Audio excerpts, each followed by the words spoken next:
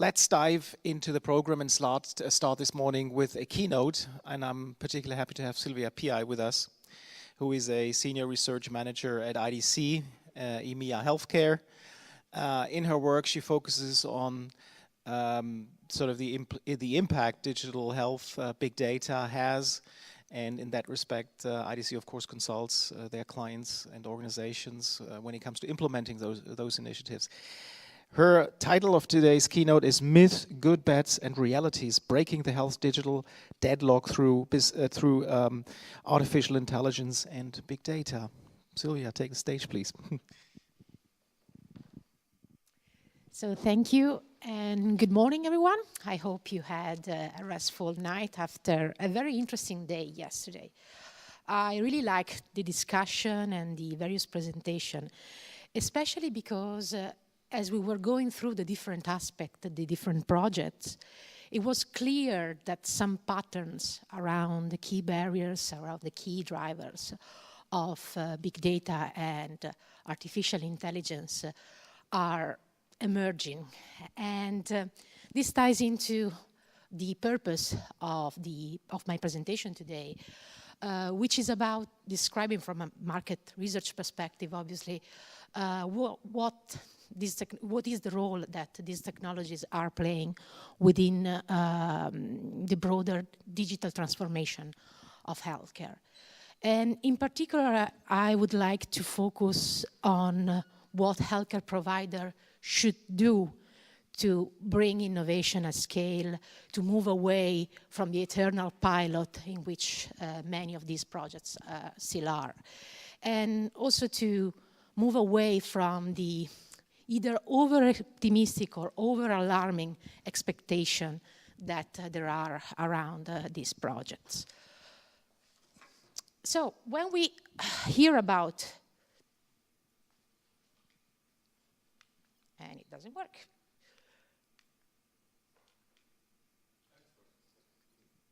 Okay. When we hear about big data and analytics about artificial intelligence, if we have to really summarize their claims, is they're helping making healthcare smarter. But is it are healthcare systems really stupid? That's the rhetoric question that comes to mind. They are not, and they have served us so far quite good.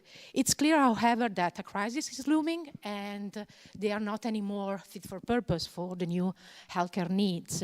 And the complexity that they need to deal with is clearly mirrored by the amount of data that each of us, as patients, as citizens, produce in our lifetime. And it has estimated that it's over 1,100 terabytes.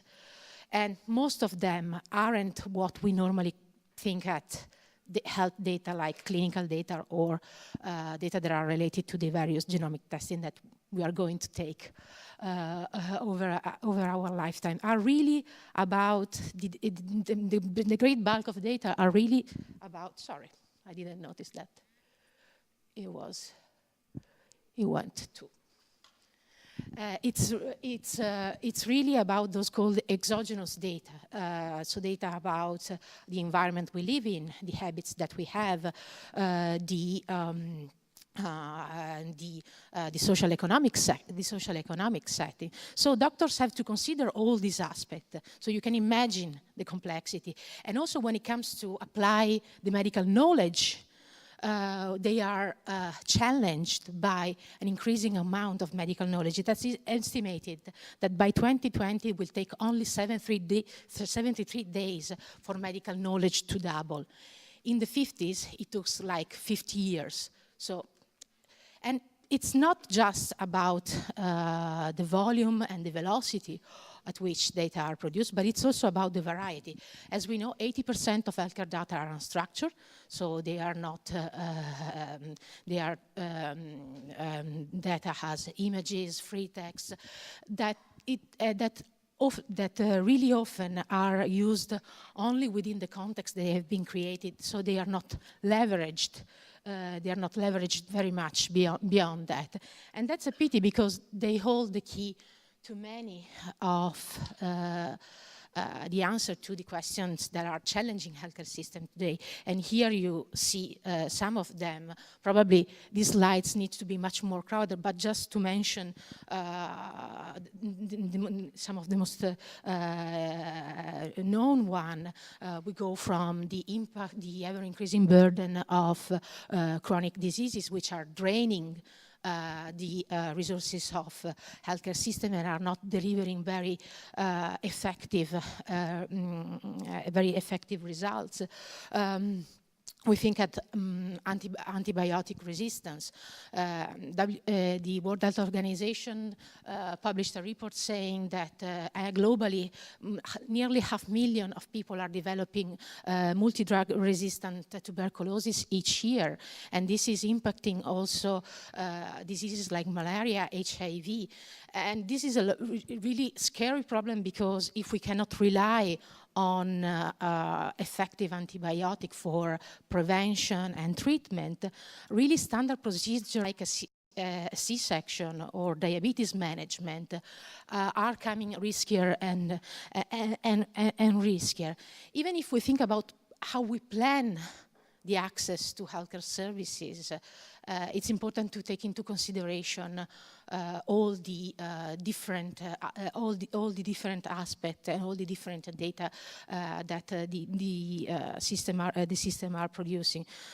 Even in the wealthy European Union, like 18 million people are reporting unmet healthcare needs. It's 3.6% of the population. So we need to rethink also the way we plan healthcare services.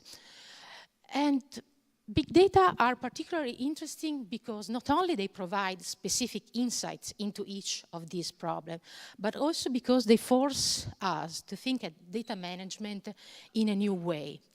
And this is particularly evident, again, it's not my friend today.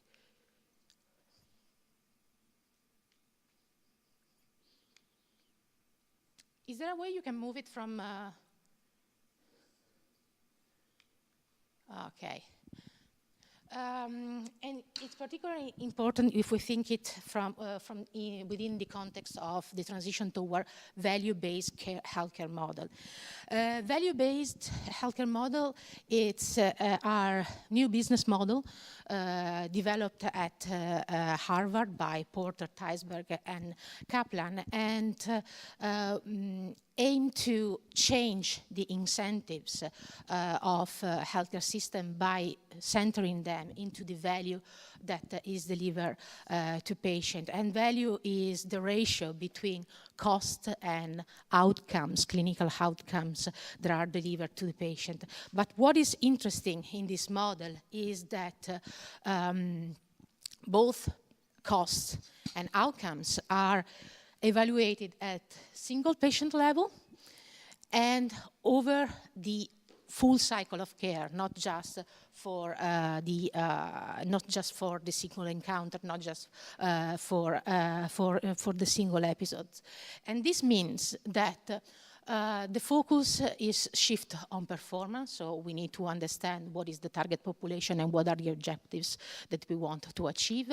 It shifts the focus on experience, so it asks us to coordinate better the various intervention and to personalize them. And it asks us to measure the outcomes and pay for the value that actually is delivered to patients. This means that we need to not only to identify and assemble all the relevant data, but it means also that we need to have a new level of understanding and use of health data across the whole whole value chain. And this is possible through a new computing platform where big data analytics and artificial intelligence obviously play a huge role, but they are empowered by the interplay with other pillar technologies like cloud, mobile, Internet of Things, robotics, next generation security. And this is really an exciting time because these new technologies enable us to align this infrastructure to unlock the real value of this data and to enable the different users and the different care processes. And when we asked quite recently on a survey to European healthcare provider, what are the key use cases for big data analytics, it's interesting to see that for big data, it's about the adoption of evidence-based medicine through the embedding and the support of clinical decision. It's about supporting the plan of integrated clinical pathway. It's about identifying the riskier patients in the population that they care about. And when we look at artificial intelligence, it's very interesting to see how the insights from big data is put down into a very much operational level. And here we have key use cases around the optimization of resources and turnover, the use of artificial intelligence to find new way to engage patient, and also to support healthcare provider into the very heavy burden of compliance and reporting on quality of care. And if we think about the healthcare IT system that will be impacted from these technologies, we should think at a key application like the electronic healthcare record, about the order management, about e-prescribing, about population health management platform. But what is important really is to understand that the healthcare providers will use these technologies to manage risk in a much more consistent way. This technology will provide two scenarios, one for augmentation and one for automation. And they will decide upon automation and augmentation based on 80-20 rules, where healthcare provider will better manage risk by automating the 80% of those tasks that are repetitive and quite standard. And they will focus on those 20% of action of decision that are higher risk. And there, they will use technology to empower, to better inform their decision. And here we have a few examples, but many have been also mentioned yesterday, on how big data really works into the framework of value-based care. We have the example from PHP, the hospital organization in Paris, that are using big data and machine learning system to forecast admission rates using their records, using exogenous data. This is not really an original plan on the use of original use of the technologies, but what is interesting that here PHP was able to leverage cloud to have the solution in a distributed way, and this has made possible to spread out the use of the solution across the 44 hospitals of the organization. Another example is the shared care platform from southern region Denmark. And here is interesting because they are using not only healthcare data, but they are using also the information that are coming from social services, combining together so the healthcare, the clinical determinant, and as well the social determinant to plan for better services, to plan for better access. The third one, it's about antibiotic resistance, and we have an example from Antibiotic Research UK, where they are using prescription data to understand what are the patterns on overprescription and poor treatment adherence. And they are finding interesting correlation with age and with economical deprivation. So it gives a new way to look at antibiotic resistance, and to look at a new way of an action plan to mitigate the risk. Clearly, all these projects contribute to set up huge expectation around big data and healthcare, and IDC as well is contributing to that. And actually, in our prediction of this year, we say that by 2020, 20% of worldwide healthcare and 40% of life science organization will have achieved from 15 to 20% productivity gain through the adoption of artificial intelligence technology. But when we go down to the more regional aspect and we look at Europe, we see that the adoption rates are much more slower and more limited. And even if 30% is not a bad is not a bad share in terms of adoption, what is worrying about the European take-up is that are mainly single initiatives that are done really in isolation from the single department, and these siloed initiatives are part of the several challenges that healthcare organizations are facing today in their path toward a digitally transformed healthcare, because these siloed initiatives cannot really leverage huge expertise. The teams are not those multidisciplinary teams that are necessary to leverage the real value of the data. This turns out in really what we call silos of innovation with that deliver KPIs that are really limited to that specific environment, and in turns leads to very tactical plan, to digital roadmaps that are much more project specific rather than organization-wide strategic plan. And also, if we look at what the news are telling us about the problem of big data, it's clear that healthcare executives think twice before embarking on large projects. We know that there is some impact around the job substitution, so they have no clear what it will mean for the employee of their organization. There are privacy and security problem with the new GDPR, the new data protection law coming across Europe. What are the cases for lawful processing of data? And it doesn't help that many of the solutions today available on the market are really black box. And it's very difficult for many healthcare executives fully understand the implication of the data, fully understand what are, if the models underlying the solution are based by some assumption that then when they will lead to wrong decision that will impact the reputation of the organization. So what we are getting wrong, and most importantly, what can we do to drive the innovation forward and to make significant changes? I think that we need to have a step back and look at the big data and analytics services and workflows.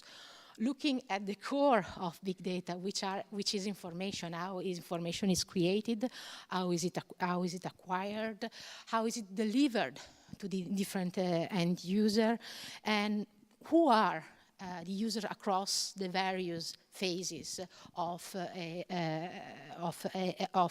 big data project. And this really means that there is an unavoidable case for a new, better healthcare information management framework. That it's basically founded on 3 layers. The first one is on the business strategy. Healthcare executives needs to set up from the beginning what are the strategic outcomes that they want to achieve from this project. They need to define what are the stakeholders involved, what are their incentives within those business objectives. Then we go down to the information governance and to the information processes. And here we need to define a framework that takes into consideration obviously the legal framework, so the aspect about information ownership, everything that is related to the patient consent, how the information will be accessed, how will be used, but also about what are the processes that will be around the information from a quality assurance, but also from a collaboration standpoint. And this will help us define what are the requirements in terms of enterprise information architecture. There is no such a thing as an architecture that will work for each project. So based on the definition of the first two layers, the business strategy and information governance and process, we need to set up the right technology to decouple, that will allow us to decouple the information from the application. And this will allow us to use the information in different settings and for different purposes. Because as we know, these kind of projects are ever-learning project. The insights that we get from the first iteration needs to be incorporated within the second iteration. And for that, we need data to be liquid as possible, as secure as possible, but as manageable as possible. As I said, big data projects are still perceived as very special project, sometimes very much research project, either within the IT department or within a specific clinical department. And this really was emerging from our survey. There is like a dichotomy between the two. And instead, really, this kind of project flourish when there is a multidisciplinary approach to that. And it's necessary to align the organization to them. And for instance, if we look at the top business priorities, always from our survey of Western European healthcare providers, we see that the key themes are really subjects where big data analytics can deliver, from the security of information, from the performance, from the compliance, from patient engagement. So are all really key topics where there is already a strong literature about the capabilities of big data and artificial intelligence. As I was saying before, it's essential to establish data liquidity and security. We need to address the fragmentation in the data creation and in the data collection by looking into the detail of the data format and the data model, looking at interoperability not only from a technical point of view, but also from a process, from a semantic point of view. This will allow us to separate the data from the application, and will allow us to have greater agility in the data management to inform the different users in the different use cases. As patient is central, we need to look at patient information lifecycle and embed our objectives and embed our information infrastructure requirements in each of the stages of health information lifecycle, having in mind that the security layer that we need to build around that is not something that we put on top, but it's something that we put within each of the phases. Actually, here GDPR might help with the concept of security by design, which means that security is not something that you think afterwards, but it's something that you think when you go through each of these processes and you set up the technology. So what is the profile of organizations that are thriving, that organizations that are really leaping forward in big data analytics?